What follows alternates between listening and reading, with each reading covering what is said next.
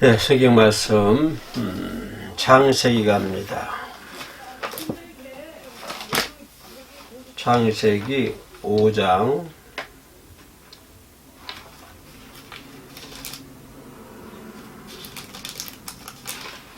4절부터 8절까지만 볼게요.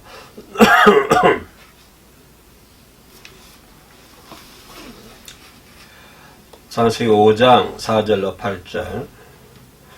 아담은 셋을 낳은 후 800년을 지내며 자녀들을 낳았으며 그는 930세를 살고 죽었더라. 셋은 105세에 에노스를 낳았고 에노스를 낳은 후 807년을 지내며 자녀를 낳았으며 그는 912세를 살고 죽었더라. 예. 신약을 한번 더 읽어야 되는데 조금 이따 화면 중간에 찾아보도록 하겠습니다. 오늘 부활절 오후 예배입니다. 아침 오전에 부활절 예배 잘들 들으셨죠? 어떻게 부활하신 예수님을 잘 맞이했습니까? 네.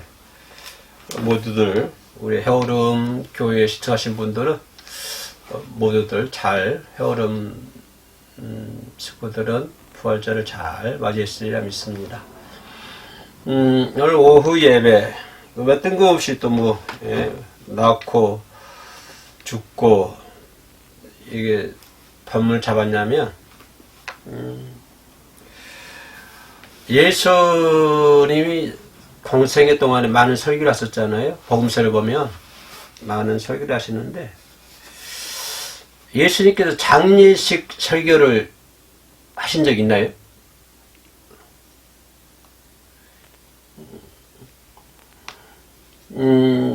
나사로가 죽었을 때 장례식 설교 있을까요? 예수님은 장례식 설교를 한 적이 한 번도 없죠. 왜 그럴까요? 예수님이 갔으면 다 살아났기 때문에.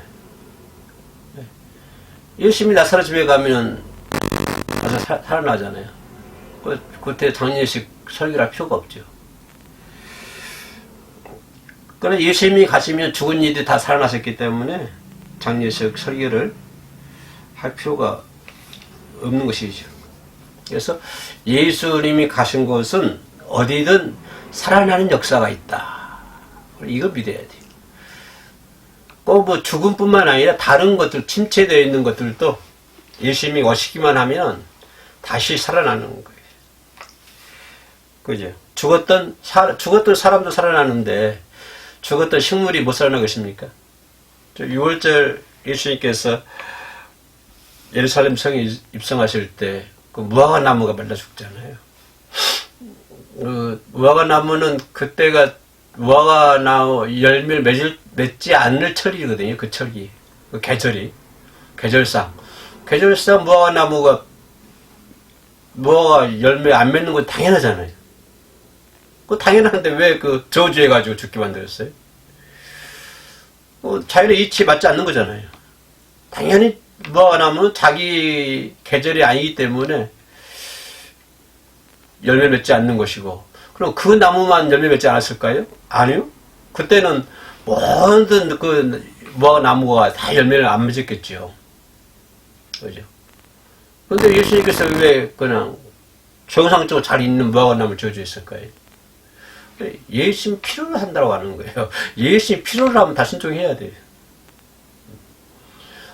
자연 만물도 예수님 필요로 하면 순종을 해야 돼. 왜요? 피조물이잖아요. 예수님이 만드셨잖아요. 하나님의 천지 창조할 때 거기 계셨던 분이 예수님이시기 때문에 예수님이 필요로 하면은 뭐든지 다 순종을 해야 되고 머리를 숙여야 되는 것이고. 그렇죠. 무화과 나무에 예수님께서 비록 천은 아니지만 예수께 필요로 하잖아요. 그럼 맺어 있어야지요. 피조물이기 때문에. 그걸 얘기하고 있는 것이죠.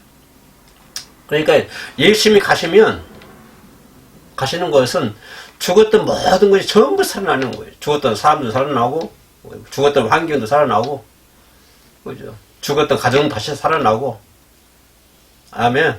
예. 그러니까 예수님이 가시면 풍성한 열매를 막 맺어야 되는 거예요. 부활의 열매도 맺어야 되고, 그죠? 풍성한 열매도 맺어야 되고, 희락의 열매도 맺어야 되고, 맺어 나가야 된다. 예수님이 가신 것은 살아나는 역사가 있다. 여러분들은 예수님을 지금 대신하고 있잖아요. 예수님 제자들 누구예요? 예수님을 대신해서 복음을 전한 사람들이잖아요. 예수님의 제자들 역할을 그거잖아요. 그럼 지금은 베드로, 안드레가 다 없으니까 누가 해야 돼? 이 방송을 보고 계신 여러분들이 해야 되잖아요. 누구 대신? 예수님의 제자 대신. 한 걸음 더 들어가면 누구 대신? 예수님 대신에. 세상 끝날까지 복음을 전하라. 예수님 명령이잖아요. 그러니까 예수님이 가는 것에 살아나는 역사가 있는 것처럼 여러분들이 가는 곳에는 살아나는 역사가 있어야 돼. 여러분의 능력이 있어 그런 것이 아니고 뭐 때문에? 하나님 함께 하시고 예수와 함께 하시고 계시기 때문에. 요즘 여러분처럼 예수님을 대신해서 파송되어 있잖아요. 가정의 선교사로, 직장의 선교사로, 사회의 선교사로. 이런 모임 있으면 모임의 선교사로. 그래서 여러분들이 가는 곳은 예수님이 가는 곳은 살아나는 역사가 있는 것처럼 여러분도 가는 곳에는 뭐가 있어야 된다? 살아나는 역사가 있어야 된다. 죽이지 말고요. 꽃 잘 피는 데 갖다 엉거뜨지 말고, 집 박지 말고, 박지도 말고. 팔으려고 그래, 왜? 살아나는 역사가 있어야죠. 여러분 예수를 대신, 작은 예수잖아요, 작은 예수. 작은 예수 가는 곳에는 살아나는 역사가 있어야 되지, 잘 살아나고 있는데 그냥 짓밟지 말고요. 그러면 안 되잖아요. 모든 종교는요, 기독교뿐만 아니라 모든 종교는 도덕과 윤리를 자랑하고 있지 않습니까? 그죠? 모든 종교, 각자 종교 나름대로의 어떤 도덕이 있고 윤리가 있어요. 불교, 유교, 무슨 모든 종교들이 전부 다 도덕과 윤리가 있습니다. 도덕과 윤리가 없으면요, 누가 그 종교 믿겠어요? 안 믿지? 그죠? 모든 종교는 전부 다 나름대로의 훌륭한 교류가 있고요. 나름대로의 어떤 훌륭한, 윤리를 갖고 있죠. 그래서, 그렇기 때문에 모든 종교는 인류에게 희망을 주는 거예요. 그죠? 희망을 주지 않는 종교가 어디 있어요? 불교요? 인류에게 희망을 주잖아요. 그죠? 다른 종교들 보세요. 전부 다 인류에게 희망을 줘요. 인류에게 희망을 주지 않는 종교는요, 살아남지 못하죠. 그죠? 그리고 그 종교를 통해서 인간을, 삶을 이렇게 좀 향상시키는, 인류에게 희망을 주고 인간의 삶을 향상시키는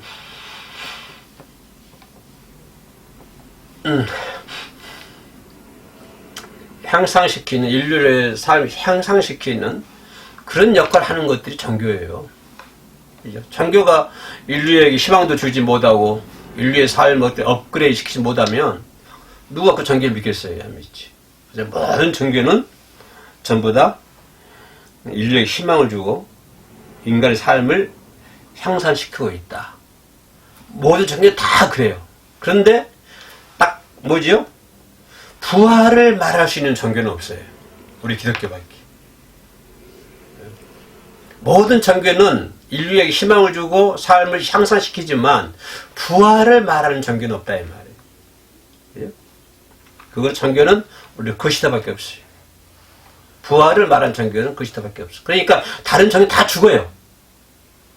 그런데 살아나는 종교는 우리 그리스도교밖에 없다. 우리 기독교밖에 없다라고 하는 것이죠. 살아나는 종교.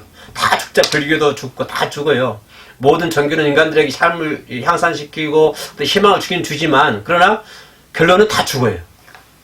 그러나 살아나는 부활을 말하는 종교는 우리 기독교밖에 없다. 그걸 얘기하는 거예요.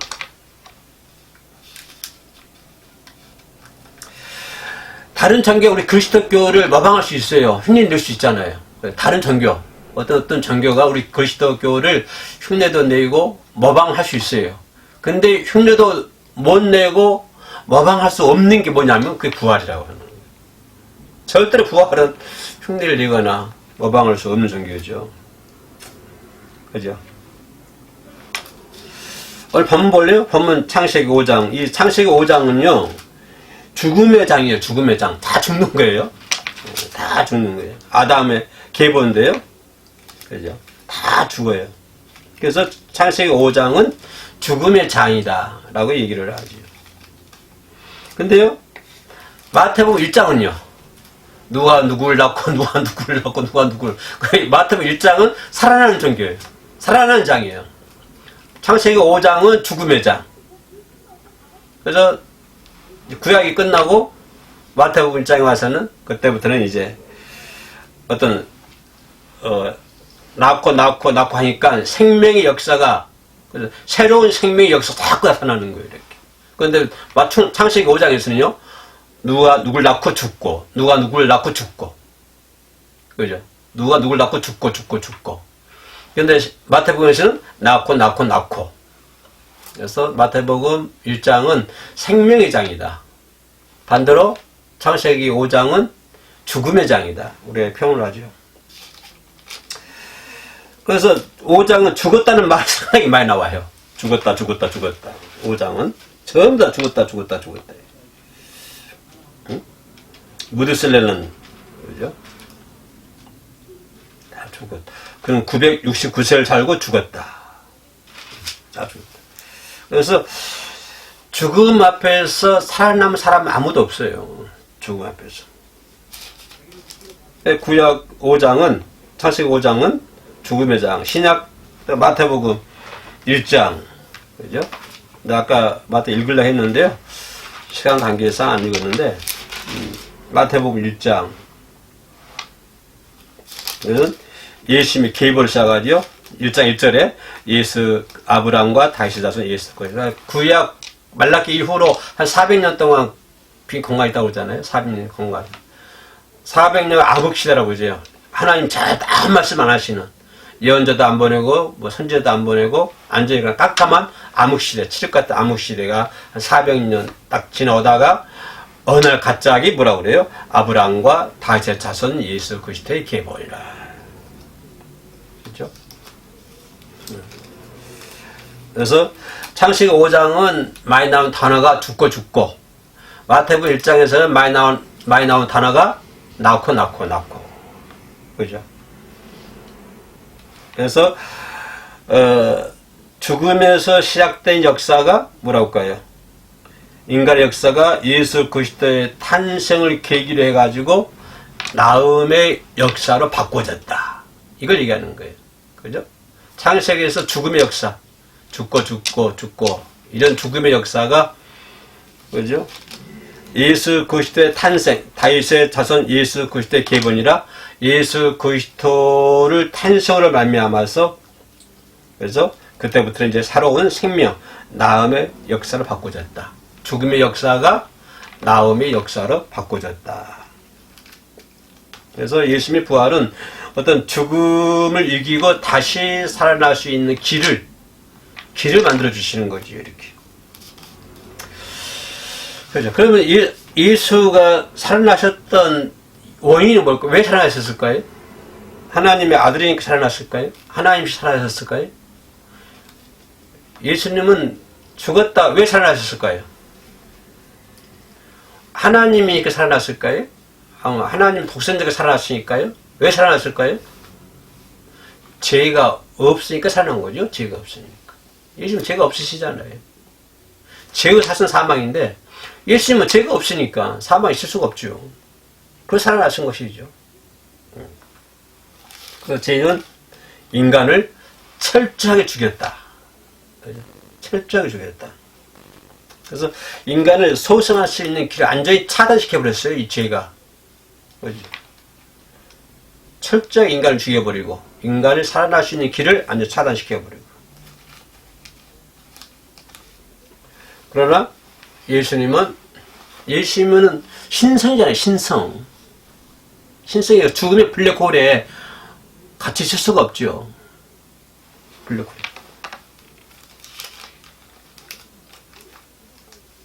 그럼 인간은 왜 죽음에 걸어가고 있을까요? 그건 죄가 있기 때문에 인간은 죽는 것이죠. 인간이 왜 죽을까요? 죄가 있기 때문에 죽는 거예요. 예수님은 왜 살았어요? 죄가 없기 때문에 사는 것이고. 그죠? 인간은 죄가 있기 때문에 죽음에서 헤어나지 못하는 것이죠. 그 문턱에서. 인간이 나이 먹으면 죽을까요? 아유, 뭐, 나이만 먹어 죽어요? 젊은 사람도 많이 죽잖아요. 어린애들도 많이 죽고. 인간이 왜 죽을까요? 그죠? 인간이 나이 먹으면 연로하셔가지고, 이제, 연수가 다 돼 죽는다고 그러죠. 인간이 왜 죽는 걸까요? 인간이 나이 먹어 죽지만 결론은 뭐냐면, 죄가 있기 때문에 죽는 거예요. 죄가 있기 때문에. 인간이 나이 먹어도 죄가 없으면 안 죽겠죠. 나이 먹어도. 200년을 살아도 죄가 없으면 안 죽었겠죠. 왜? 죄가 사실 없기 때문에. 그죠? 그 인간이 나이 먹어 죽든, 언제 죽든 간에 인간은 왜 죽냐? 나이 먹어 늙어서 죽는다? 아니에요. 늙어서 죽겠지요, 늙으면은. 인간이 왜 죽냐? 죄가 있기 때문에 죽는 거예요. 죄가 있기 때문에, 결론은. 그죠?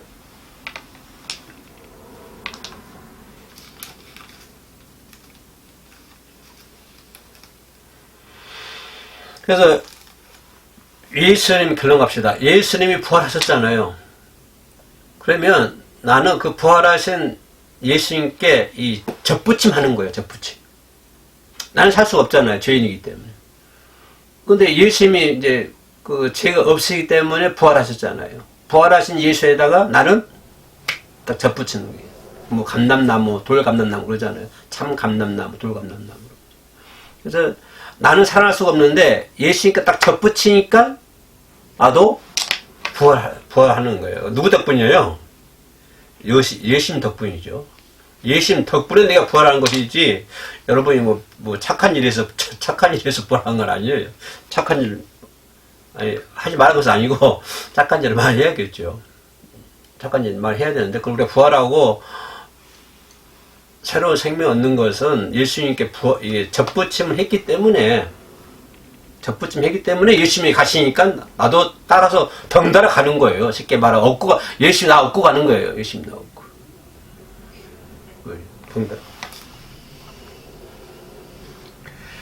근데 결론 문제는 예수님이 죽음이 없었다면 부활 없었겠죠. 그죠? 예수께 십자가에서 죽지 않았으면 어떻게 됐을까요? 지금도 부활 없겠죠.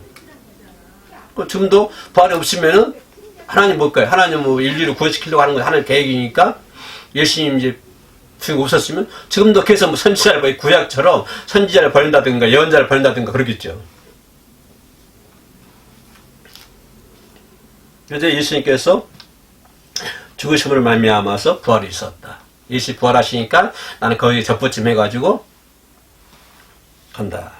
그래서 가는 천국이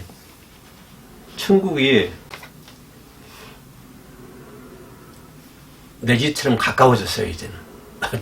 아주 멀리 있는 것이 아니고 저기 멀리 있는 거 아니에요. 천국은 이제 가까이 내 집처럼 가까이 있는 거예요. 여러분 집에 잘 들어가잖아요. 금방 들어가죠. 천국이 그 거리에 있어요. 그 정도 거리. 멀리 있는 거 아니에요.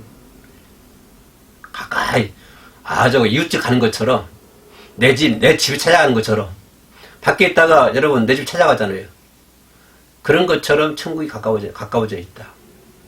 항상 우리는 그걸 생각하면서 부활하신 예수님과 함께 늘 경건하고 거룩하고 그죠?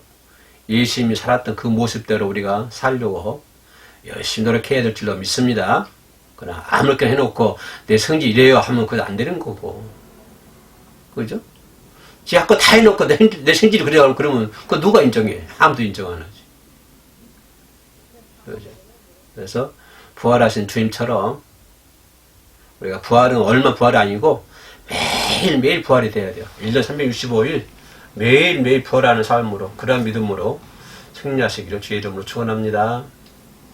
기도합니다.